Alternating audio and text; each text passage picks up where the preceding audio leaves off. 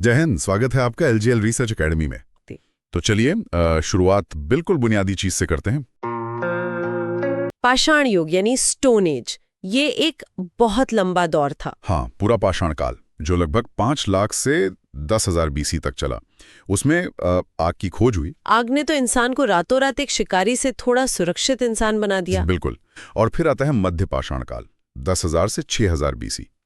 यहाँ पशुपालन शुरू हुआ और माइक्रोलिथ्स यानी छोटे हथियारों का इस्तेमाल हुआ। हाँ, छोटे और नुकीले पत्थर। लेकिन जो असली गेम चेंजर था ना, वो था नव पाषाण काल, 6,000 से 2,500 बीसी वाला दौर। एकदम से, क्योंकि यहीं पर खेती और स्थायी निवास की शुरुआत हुई थी। अरे, खेती के प्रमाण की बात करें तो मेहरगढ़ का नाम सबसे पहले आता है ना। हाँ, मेहरगढ़ में लगभग 7,000 बीसी के खेती के प्रमाण मिलते हैं। 7,000 बीसी मतलब आज से 9,000 साल पहले। बिल्कुल। यहाँ मुझे वो पुरानी मेमोरी ट्रिक याद आ रही है जो हम अक्सर इस्तेमाल करते हैं, पी से पत्थर, पी से पहिया। अरे हाँ, ये ट्रिक बहुत काम की है। मतलब ये याद रखने का कितना आसान तरीका है कि जिस इंसान के पास सिर्फ पत्थर था, उसने उसी पाषाण युग में पहिए जैसी क्रांतिकारी चीज भी बना ली थी। और पहिए ने सिर्फ यातायात नहीं, बर्तन बनाना भी आसान कर दिया। हाँ, क्योंकि जब खेती शुरू हुई तो अनाज को स्टोर करने के लिए कुछ तो चाहिए था।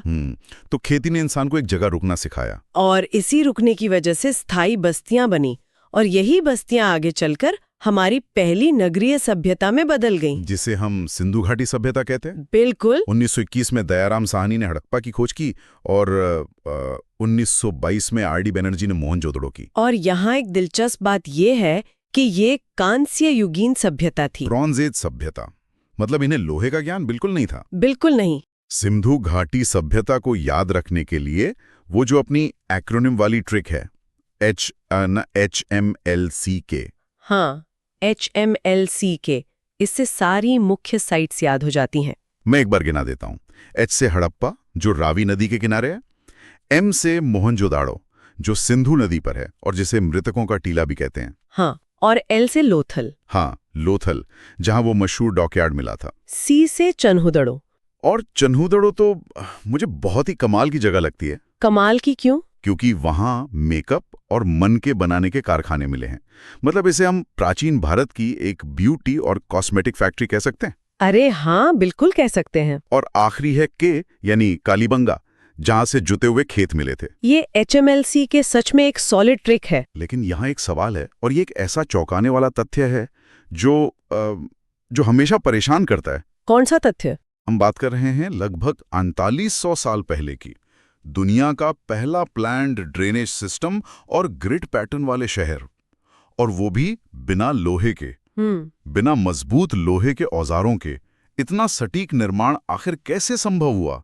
ये तो उस समय की इंजीनियरिंग का एक बहुत बड़ा चमत्कार है ना। ये एक बहुत ही तार्किक सवाल है। देखिए, लोहे की कमी को उन्होंने अपनी ज्यामिति यानी ज्योमेट्री की समझ और स्टैंडर्डाइजेशन से पूरा किया। स्टैंडर्डाइजेशन मतलब ईंटों का जो आकार था। एकदम सही। उनकी पक्की ईंटों का एक फिक्स अनुपात होता था, 4:2:1। ओहो। इस सटीकता ने उन्हें भारी औजारों के बिना भी विशाल ढांचे खड़े करने में मदद की। और वो ड्रेनेज सिस्टम? उसमें उन्होंने स्लोप या ढलान के विज्ञान का इस्तेमाल किया। पानी अपने बहाव से ही कचरा आगे ले जाता था। बिना लोहे के इतनी उन्नत सोच सच में हैरान करती है। लेकिन कांस्य युग के बाद क्या हुआ? क्योंकि लोहा तो आखिरकार आया ही। हाँ, और जब लोहा आया तो उसने सब कुछ पलट कर रख दिया। इससे समझने के लिए हमें वैदिक काल में जाना होगा। 1500 से 1000 बीसी का जो ऋग्वैदिक काल था वो काफी अलग था ना। बहुत अलग था। वो एक कबीलाई समाज था। वहाँ सबसे बड़ी संपत्ति जमीन नहीं बल्कि गाय हुआ करती थी। हाँ, और इसी काल में ऋग्वेद की रचना हुई।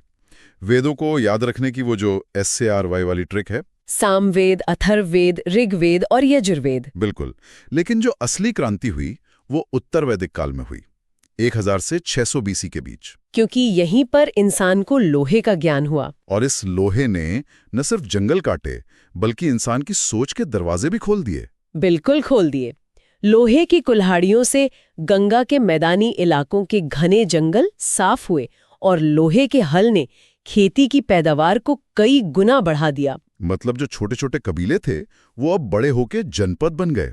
हाँ, और इसी खेती के सरप्लस ने एक बहुत बड़ा बदलाव किया। 16 महाजनपदों का निर्माण। हाँ, और एक वैचारिक क्रांति भी, क्योंकि जब आपके पास पर्याप्त अनाज होता है तो हर किसी को खेत में काम करने की जरूरत नहीं होती, लोगों को सोचने का समय मिलता है। तो इसका असल मतलब क्या है? मतलब क्या हम कह सकते हैं कि गौतम बुद्ध जिनका जन्म 563 बीसी में हुआ और महावीर स्वामी जो 540 बीसी में आए, क्या उनके नए दार्शनिक विचारों के पनपने के पीछे कहीं ना कहीं लोहे की खोज का बड़ा हाथ था? मैं कहूंगी कि 100% हाथ था। ये एक क्लासिक कॉज एंड इफेक्ट है। वो कैसे? देखिए, लोहे ने खेती बढ़ाई, खेती से व्यापार बढ़ा। अब व्यापारियों को शांति चाहिए थी, क्योंकि पुरानी वैदिक परंपराओं में जो पशु बलि होती थी वो खेती के लिए नुकसानदेह थी। ओह, क्योंकि पशु ही तो खेती के मुख्य साधन थे। बिल्कुल, और युद्ध व्यापार के लिए बुरे थे। तो ऐसे में बौद्ध और जैन धर्म आए, जिन्होंने अहिंसा पर जोर दिया। अरे वाह, मतलब अर्थव्यवस्था ने धर्म का स्वरूप तय किया। एकदम। और इसी दौर में 326 बीसी में विदेशी आक्रमण भी होते हैं। सिकंदर का आना और पोरस के साथ वो हाइडेस्पीस का ऐतिहासिक युद्ध, जिसने ये साबित कर दिया कि 16 जनपदों में बटे रहना अब खतरे से खाली नहीं है। किसी एक को तो इन सबको एक करना ही था, और 16 जनपदों में से वो जिम्मेदारी उठाई मगध ने। मगध ही सबसे बड़ा साम्राज्य बना। लेकिन मगध ही क्यों, ये सवाल हमेशा उठता है। इसका जवाब पूरी तरह से भूगोल में छिपा है। भूगोल ने इतिहास कैसे लिखा, ये उसका सबसे बड़ा उदाहरण। इसके 3 बहुत ही सॉलिड ज्योग्राफिकल कारण थे। पहला, उनकी राजधानियां। राजगीर 5 पहाड़ियों से घिरी थी, एकदम अभेद्य किला। और पाटलिपुत्र नदियों से घिरी थी। हाँ।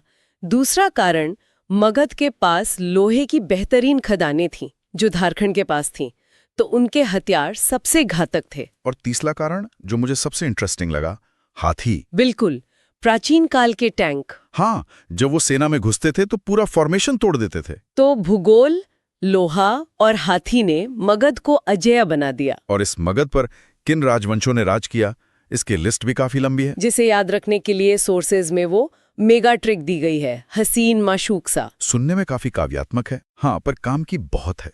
चलिए डिकोड करते हैं। HA से हर्यक वंश, जिसके संस्थापक बिंबिसार थे।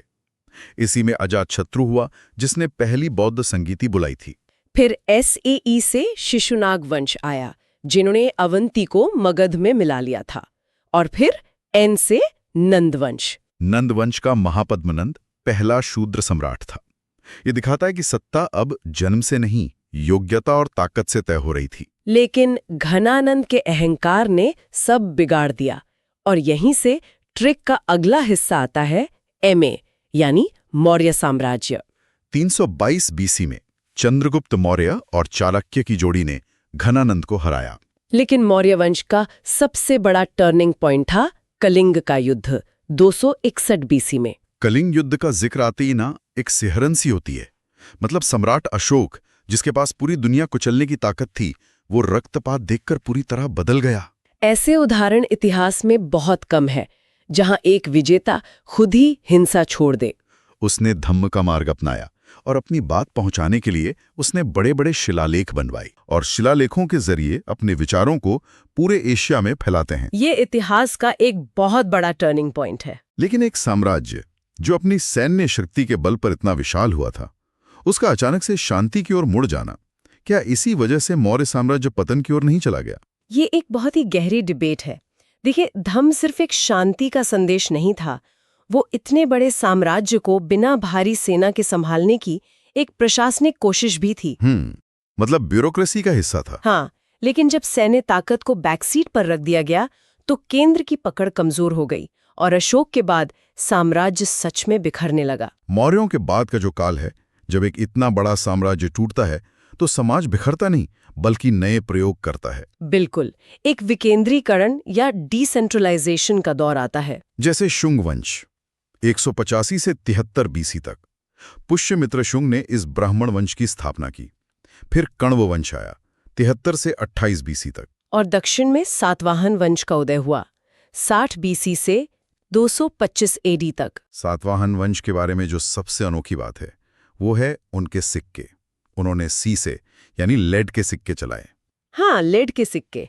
और उनकी सोसाइटी में मात्र सत्तात्मक व्यवस्था की झलक भी मिलती है। मतलब माताओं के नाम का उपयोग राजा अपने नाम के साथ करते थे। बिल्कुल, गौतमीपुत्र शातकर्णी इसका सबसे बड़ा उदाहरण है। और इन सब के बाद हम पहुंचते हैं भारत के इतिहास के सबसे सुनहरे दौर में।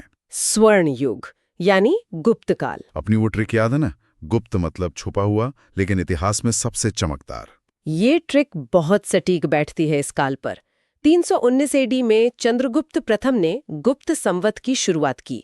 फिर आते हैं समुद्रगुप्त 335 से 375 एडी, जिन्हें भारत का नेपोलियन कहा जाता है। और उनके बाद चंद्रगुप्त द्वितीय, जिन्हें हम विक्रमादित्य के नाम से जानते हैं, 380 से 415 एडी। जिनके दरबार में कालिदास और आर्यभट्ट जैसे नवरत्न थे।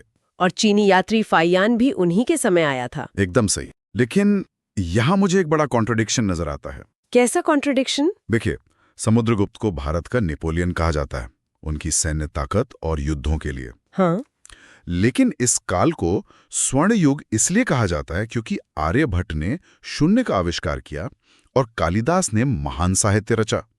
तो एक तरफ सैन्य आक्रामकता और दूसरी तरफ विज्ञान और कला की चरम शांति, ये दोनों साथ कैसे चल रहे थे? ये बहुत ही बेहतरीन सवाल है। असल में विज्ञान और कला में समृद्धि तब आती है जब राज्य आर्थिक रूप से सुरक्षित हो। मतलब जब कोई भारी खतरा ना हो। हाँ, समुद्रगुप्त की सैन्य विजयों ने पूरे उपमहाद्वीप में एक राजनीतिक स्थिरता ला दी। व्यापारिक रास्ते सुरक्षित हो गए। और जब व्यापार बढ़ा तो पैसा आया। बिल्कुल। और उसी पैसे, उसी सरप्लस ने राजाओं को ये आज़ादी दी कि वो कला और विज्ञान को स्पॉन्सर कर सकें। शांति हमेशा एक मजबूत सैन्य ताकत के साये में ही पनपती है। ये तो आज की दुनिया पर भी उतना ही लागू होता है। बिल्कुल लागू होता है। लेकिन कोई भी स्वर्ण युग हमेशा के लिए नहीं रहता। हाँ, 550 एडी आते आते हुणों के लगातार आक्रमणों ने गुप्त साम्राज्य को भी तोड़ दिया। हुणों का आक्रमण बहुत विनाशकारी था। और फिर आता है प्राचीन भारत का आखिरी अध्याय, वर्धन वंश। हाँ, हर्षवर्धन का काल। हाँ, हर्षवर्धन ने कन्नौज को अपनी राजधानी बनाया। इसी समय चीनी यात्री हुएनसांग भी भारत आया था। लेकिन 647 एडी में हर्ष की मृत्यु के साथ ही वो राजनीतिक एकता फिर से टूट गई। और इतिहासकार मानते हैं कि यहीं से प्राचीन भारत का अंत हुआ और मध्यकालीन यानी मेडिवल युग की शुरुआत हुई। तो अगर हम इस पूरी चर्चा को समेटें तो हम देखते हैं कि ये महज राजाओं की कहानी नहीं है। बिल्कुल नहीं। ये तकनीकी विकास की कहानी है। पत्थर से आग मिली, जिससे स्थायी बस्तियां बनी। कान से आया तो प्रथम नगरीकरण हुआ। फिर लोहे ने कृषि क्रांति की और साम्राज्य बनाए। और आखिर में स्वर्ण ने, या उस आर्थिक सरप्लस ने, हमें शांति, कला और विज्ञान दिया। यूं आखिर में सोचने वाली बात है, प्राचीन काल में लोहे के एक छोटे से हल ने पूरे समाज और धर्म का ढांचा बदल दिया था। पूरी तरह से। तो आज के समय में ऐसा कौन सा नया हथियार या तकनीक है, शायद आर्टिफिशियल इंटेलिजेंस या कुछ और? आज का क्वेश्चन है, दुनिया का पहला सुनियोजित जल निकासी तंत्र, जिसे ड्रेनेज सिस्टम कहते थे, 4500 साल पहले किन क्षेत्रों में मौजूद था? तो इसका आंसर क्या होगा? ऑप्शंस में से कमेंट में ज़रूर बताइएगा। वीडियो पसंद आए तो लाइक, शेयर और सब्सक्राइब जरूर करें। बहुत बहुत धन्यवाद।